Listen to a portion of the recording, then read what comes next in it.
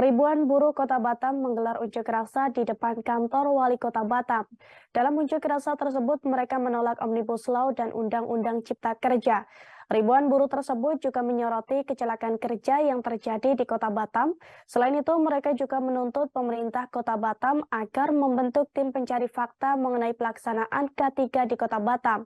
Informasi selengkapnya akan disampaikan oleh rekan Ian Pertanian dari Tribun Batam. Silakan rekan Ian. Terima kasih rekan Ariska di studio. Selamat siang sahabat Tribuners dan selamat siang Tribuners dimanapun berada. Saya Ian dari Kota Batam melaporkan di mana sebelumnya ribuan buruh di Kota Batam melaksanakan aksi unjuk rasa di depan kantor UPT Dinas Ketenagakerja bagian pengawasan dan juga dilanjutkan ke depan kantor Wali Kota Batam dan terakhir di depan kantor DPRD Kota Batam. Nah, tuntutan ribuan buruh ini yang melakukan unjuk rasa, yang pertama menuntut Undang-Undang Omnibus Law atau Undang-Undang Cipta Kerja, dan yang kedua menuntut penerapan dan pengawasan K3 di perusahaan yang berisiko tinggi.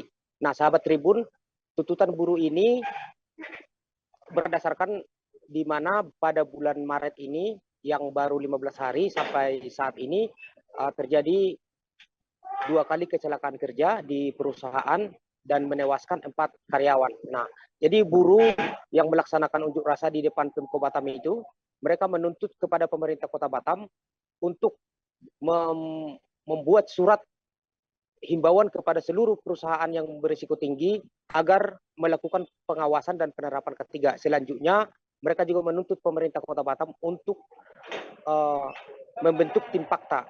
Nah, secara aturan memang sahabat Tribuners, untuk pengawasan K3 di perusahaan itu berada di Dinas Ketenagakerjaan Provinsi Kepri. Namun tuntutan para buruh itu, buruh mengatakan mereka bahwa yang menjadi korban dalam kecelakaan kerja adalah warga Batam. Jadi buruh ini meminta kepada pemerintah Kota Batam untuk membuat atau membentuk tim pencari fakta agar tidak terulang lagi kejadian yang sama di mana warga Batam menjadi korban dan warga Batam juga nanti bertambah yang janda dan anak yatim. Itu maksud para buruh sahabat Tribun. Nah, memang sahabat Tribun di bulan Maret ini kemarin itu kecelakaannya yang terjadi itu karena kurangnya pengawasan penerapan K3 seperti yang terjadi di PT Poksean di mana 2 orang karyawan meninggal setelah menghirup diduga gas beracun saat melakukan pekerjaan tank cleaning di kapal Pertamina Amberka. Nah, selanjutnya nih sahabat Tribun, ada 2 orang lagi kecelakaan kerja di mana 2 orang meninggal dunia terjadi di lokasi PT Ausel, di mana 2 pekerja ini meninggal dunia di tempat setelah terlindas bulldozer. Nah, jadi ini yang membuat para buruh ini sangat menyesalkan bagaimana sebetulnya penerapan K3 di dalam perusahaan yang ada di Kota Batam, khususnya memang perusahaan-perusahaan yang berisiko. Nah, buruh juga melihat kecelakaan ini terjadi karena kurangnya safety. Karena memang kalau di Kota Batam, sahabat Tribun, khususnya di galangan kapal, di mana perusahaan induk biasanya mendapatkan order, dan order ini biasanya diberikan kepada subkon.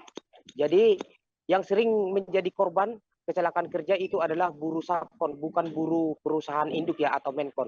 Karena memang di subkon yang mendapatkan proyek di galangan kapal induk, mereka itu tidak memiliki safety sendiri, mereka masih menginduk kepada safety induk perusahaan. Jadi pengawasan pekerjaan khususnya malam hari safety perusahaan sudah pulang. Nah, jadi pekerja melakukan aktivitas sementara memang mereka tidak, kadang-kadang menkon ini karena mengejar target, kadang-kadang subkon ini karena mengejar target dan waktu yang sudah ditentukan mereka itu mengabaikan K3 seperti itu sahabat Tribuners. Jadi buruh berharap jangan ada lagi kecelakaan kerja dan pemerintah harus turun tangan untuk melakukan pengawasan terhadap semua perusahaan yang ada di Kota Batam, khususnya perusahaan yang berisiko tinggi, untuk melakukan dan menerapkan K3 di lokasi mereka. Seperti itu sahabat Rizka di studio. Laporan kami dari Batam. Baik, terima kasih atas informasi Anda rekan Ian Pertanian dari Tribun Batam. Dan Tribuners, berikut kami tampilkan wawancara dengan Kepala Dinas Ketenagakerjaan Kota Batam, Rudi Sakyakirti, serta Ketua Konsulat FS PMI Batam yang bernama Ramon. Berikut liputannya untuk Anda. Ini juga kami sampaikan bahwa masalah ini kan yang menangani bukan kita. Oke, siap Pak Kades. Nanti kalau saya tangani kan lain lagi ceritanya. Siap. Cuma seorang perusahaan mungkin malu dan segala macam. Namun demikian kita akan coba. Seperti apa yang disampaikan mereka, kita disuruh buat surat. Itu akan saya lakukan dengan segera. Oke.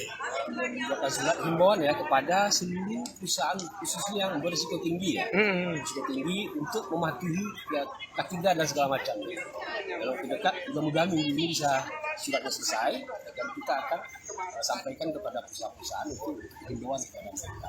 Karena mungkin saya tidak tahu juga, karena mungkin dinas provinsi ini kan di provinsi sana, bukan di sini hanya OPT mungkin juga tidak tercover dan segala macam. Dan ke depan juga kami dari dinas kerja juga bersama dengan dinas provinsi akan melakukan turun ke lapangan.